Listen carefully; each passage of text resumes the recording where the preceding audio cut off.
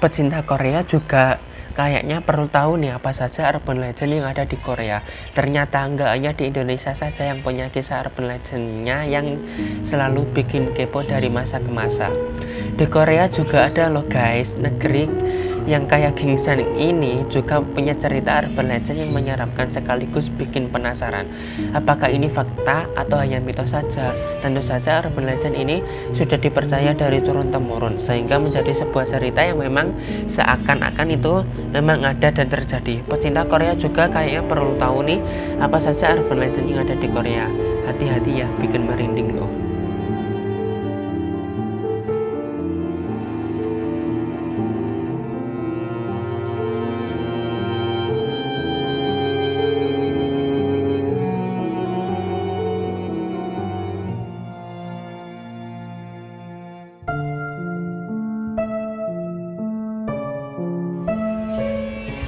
Assalamualaikum warahmatullahi wabarakatuh. Di video ini saya akan membahas tentang urban legend Korea. Namun sebelum itu jangan lupa klik tombol subscribe dan nyalakan lonceng notifikasinya agar kalian tidak ketinggalan kalau saya upload video-video terbaru. Oke, langsung saja. Yang pertama ada Tudong. Kisah ini bermula dari sebuah kecelakaan seorang pria yang menyebabkan kematiannya. Di lokasi kejadian terdapat sebuah foto wanita yang cantik bergaya dengan pose peace atau mengangkat dua jari sambil menghadap ke kamera. Kira-kira kayak gini ya. Seorang pria lainnya memutuskan untuk menyimpan foto wanita cantik tersebut.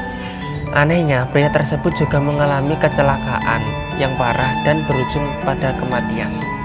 Pada kecelakaan tersebut, orang yang menghampiri lokasi kejadian melihat foto yang sama. Foto tersebut memuat wanita cantik yang sama, akan tetapi ada yang berbeda dari foto tersebut. Si wanita nggak menggunakan pose peace atau mengangkat dua jari tadi, akan tetapi menggunakan pose tiga jari. Apakah mungkin jari tersebut berarti jumlah yang telah direnggutnya? Cerita ini tetap menjadi mitos kota bagi banyak orang di Korea Selatan. Oke, next.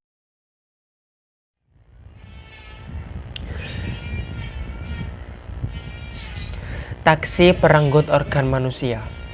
Urban legend Korea ini beredar dari sharing pembicaraan di aplikasi chatting Kakao Talk mengenai taksi yang berkeliling untuk mencari organ tubuh seseorang.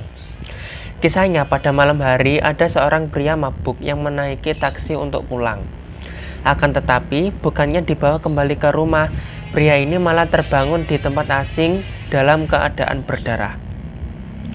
Setelah memeriksakan diri ke dokter, ternyata pria tersebut telah kehilangan salah satu ginjalnya. Wow.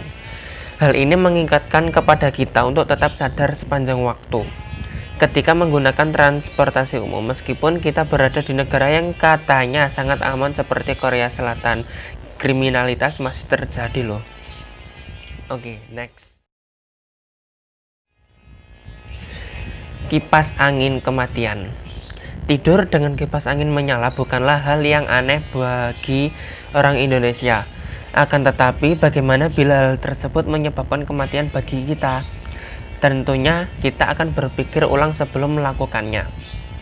Seenggaknya ini adalah urban legend Korea yang dipercayai cukup banyak orang. Bila kamu tidur dengan kipas angin menyala, kamu akan meninggal dalam waktu tidur. Sebenarnya ada beberapa dugaan untuk menjelaskan hal ini. Yang pertama, kipas angin mungkin saja kedinginan dan terkena hipotermia. Yang kedua, bila kipas angin menghembuskan udara yang lebih panas dari suhu tubuh, hal itu dapat menyebabkan hipertermia.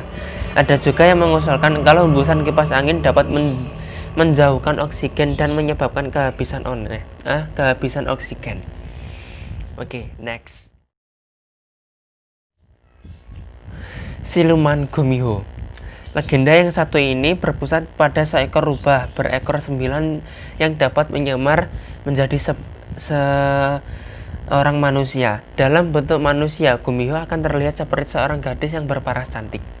Namun, jangan tertipu dengan penampilannya karena Gumiho memangsa laki-laki untuk mempertahankan wujud kemanusiaannya. Legenda tersebut sudah populer dan sempat dijadikan serial drama loh. Dalam cerita tersebut, aktris Korea Shi Min Ah berperan sebagai seorang Guminho yang ingin tinggal di antara manusia tanpa ketahuan. Ternyata urban legend itu nggak hanya ada di Indonesia saja, tetapi juga di tiap negara. Bahkan di negara semaju Korea Selatan masih banyak orang yang percaya dengan urban legend Gumiho ini. Nah, kembali lagi ke pribadi masing-masing, apakah kamu percaya ataupun tidak. Oke, next.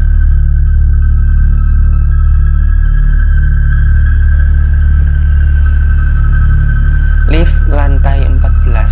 Kisah ini adalah sebuah kisah urban legend yang sangat menakutkan di negara Korea tentang seorang gadis yang dibunuh pada malam hari di sebuah lift. Kasus ini sangat terkenal sebagai pembunuhan di lift. Ada seorang gadis Korea berusia 9 tahun berinisial A yang menghadiri sebuah acara di universitas di kota besar Korea. Suatu malam, ia harus tetap berada di ruangan perpustakaan untuk menyelesaikan sebuah proyek dan membuat gadis itu pulang larut malam. Gadis itu tinggal di lantai 14 sebuah apartemen yang tidak begitu jauh dari universitasnya. Proyek yang ia kerjakan di universitas pun telah selesai. Kemudian ia bergegas pulang dan sampai di sebuah apartemen. Ia berdiri di pintu masuk dan menekan tombol lift.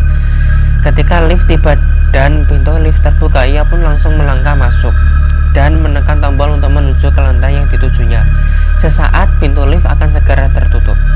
Ada seorang pria yang sedang berlari menuju lift. Pria itu sungguh terlihat lelah dan mengulurkan tangannya untuk menghentikan penutupan pintu. Kemudian ia melangkah masuk ke lift dan berdiri di sampingnya. "Permisi, apakah Anda tinggal di lantai 14?" tanya pria itu sambil melihat tombol lift yang menyala. "Ya," jawab gadis itu sambil tersenyum. "Oh," kata pria itu sambil tersenyum padanya. "Kebetulan sekali ya, saya tinggal di lantai 13, hanya beda satu lantai," jawab pria itu sambil menekan tombol lift nomor 13. Melalui jendela di pintu lift, gadis itu hanya menyaksikan lantai yang sedang berlalu menuju ke atas, dan keduanya pun berdiri dalam keadaan hening dan terdiam. Gadis itu melirik beberapa kali pada pria itu. Kemudian mereka kebetulan berpapasan dalam satu pandangan. Pria itu tersenyum manis kepadanya, dan gadis itu merasa malu dan pipinya pun memerah. Seperti kisah cinta saja ini. Saat itu lift berhenti di lantai 13. Pintu lift pun terbuka dan pria itu melangkah keluar dari lift. "Sampai nanti ya," kata pria itu sambil tersenyum. "Ya, dengan senang hati, sampai ketemu lagi," jawab gadis itu dengan nada riang. Kemudian pintu lift pun menutup dan tiba-tiba pria tadi berbalik dan menoleh kepadanya dan menarik sebuah benda dari dalam jasnya. Benda itu adalah sebuah pisau dapur yang sangat tajam. Dan pria itu berkata pada gadis itu dengan suara yang mengancam, "Hei, lantai atas, kutunggu kau."